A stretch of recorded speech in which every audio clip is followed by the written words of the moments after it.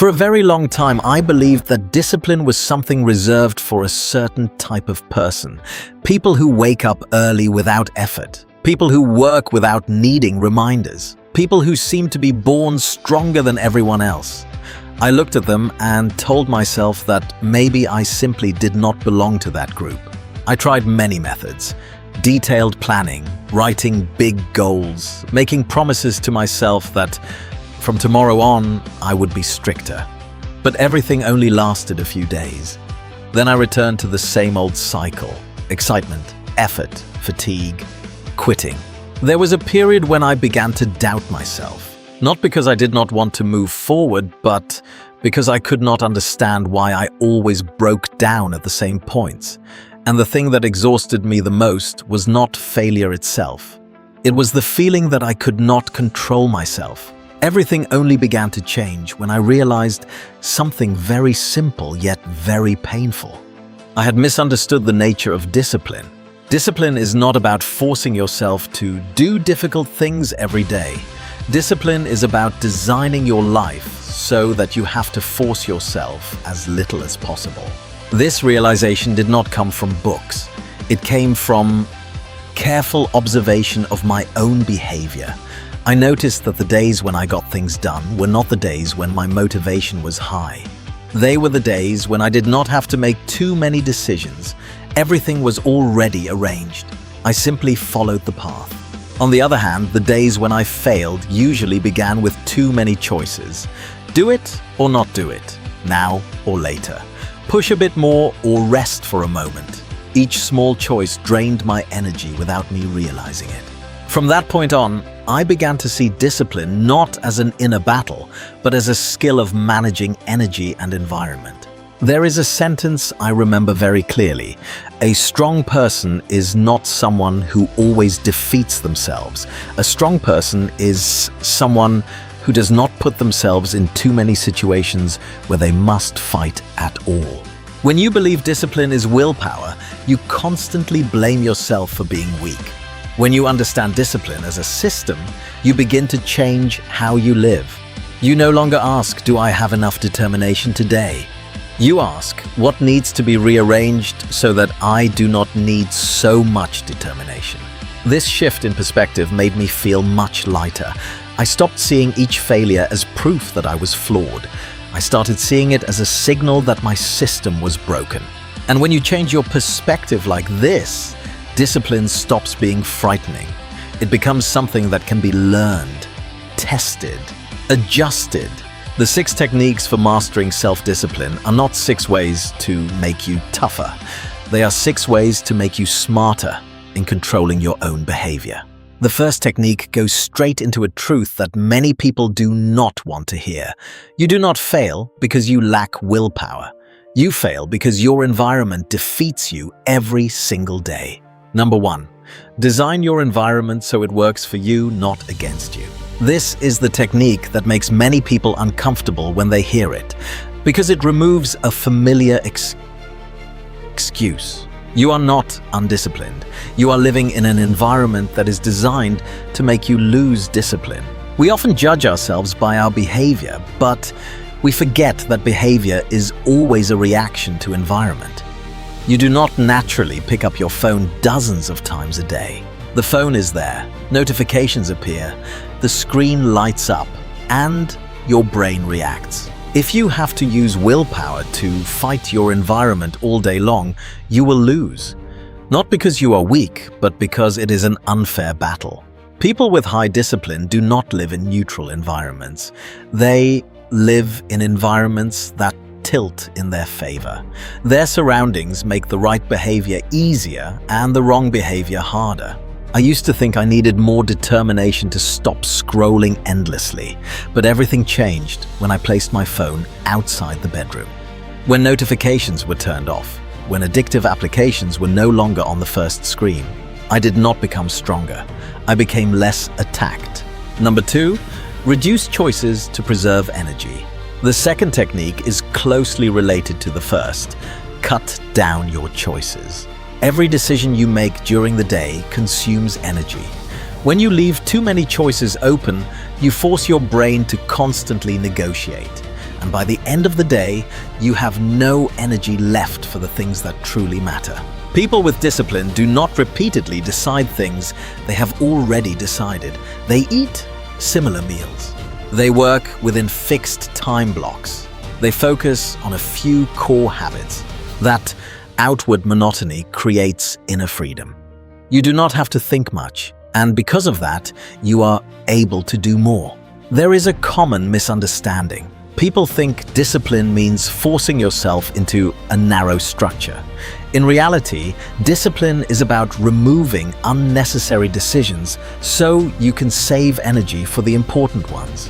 When you reduce the number of times you must say yes or no, you reduce the number of times you can break promises to yourself. The first and second techniques do not ask you to change who you are. They ask you to change your living space, your daily schedule, and what you expose yourself to every day. These are quiet changes, but they carry enormous power. And when your environment stops fighting you, a deeper question begins to appear. If discipline is not about force, then what does it truly rely on to last? The third technique will answer that question. It is directly related to your identity. Not what you do, but who you believe you are. Once your environment stops working against you, discipline becomes noticeably easier. But it still does not last unless something deeper is addressed. That deeper layer is identity. Number 3, build discipline around identity, not outcomes. Most people try to be disciplined so they can achieve something, a result, a status, a future version of themselves. But that approach is fragile, because when results are slow or invisible, discipline collapses. Lasting discipline is built in the opposite direction. You act not to achieve, but to confirm who you are. Instead of saying, "I need to work out so I can be fit," you say, "I am someone who trains regularly." Instead of saying, "I need to focus so I can succeed," you say, "I am someone who finishes what I start." This shift seems small, but it is decisive. When discipline is tied to outcomes, every bad day feels like failure. When discipline is tied to identity, a bad day is just a day when you still showed up. You are no longer asking, "Did this work?" You are asking, "Did I act like the person I believe I am?" People with strong discipline rarely motivate themselves with distant rewards. They protect their identity in small daily actions. And because identity wants consistency, discipline becomes self-reinforcing. Every time you act in alignment with your identity, even briefly, you strengthen it. Every time you break it, you weaken it. Over time, discipline stops being something you do. It becomes something you protect. Number 4, lower the threshold so discipline survives. Bad days. One of the biggest reasons discipline fails is that people design it only for good days. Days when they feel motivated, energetic, clear-minded. But discipline is not needed on good days. It is needed on bad ones. If your standards are too high, you will quit entirely when energy drops. And quitting is far more damaging than doing less. People with strong discipline do something counterintuitive. They deliberately lower the minimum standard. They decide in advance what discipline looks like on the worst days. Maybe it is 5 minutes instead of 1 hour. Maybe it is one small task instead of a full list. Maybe it is simply showing up without expectation. This is not weakness. This is how consistency survives reality. Discipline is not about intensity. It is about continuity. When you protect continuity, discipline compounds over time. When you break continuity, restarting becomes harder every time. There is a simple rule worth remembering. Never let a bad day turn into 0. 0 is where habits die. By lowering the threshold, you remove the all or nothing trap. You allow discipline to exist even when life is heavy, and that is exactly when it matters most. At this point, discipline no longer depends on mood. It depends on structure, identity, and minimum standards. And when those 3 are in place, something important happens. You stop fighting yourself constantly. But there are still 2 techniques left, and they address the final enemies of discipline: fatigue and delayed reward. The next part will show how disciplined people manage energy instead of draining it, and how they stay consistent even when results are far away. Discipline often collapses not because people do not care, but because they are exhausted, not just physically, but mentally. This is why understanding energy is essential. Number 5, manage energy, not time. Many people try to discipline themselves by controlling time. Strict schedules, long hours, tight routines, but time management fails when energy is gone. You cannot discipline an exhausted mind. People with strong discipline do not ask, "How much time do I have?" They ask, "When is my energy highest and what deserves that energy?" They place demanding tasks where their focus is naturally strongest. They protect those periods fiercely, and they stop pretending they can perform at the same level all day long. Another crucial point is this: discipline collapses fastest when recovery is ignored. If you never allow your system to recharge, resistance builds quietly, and one day, you quit everything at once. Rest is not the opposite of discipline, it is part of it. Disciplined people rest deliberately, they sleep consistently, they step away before burnout forces them to stop. This allows them to return without resentment.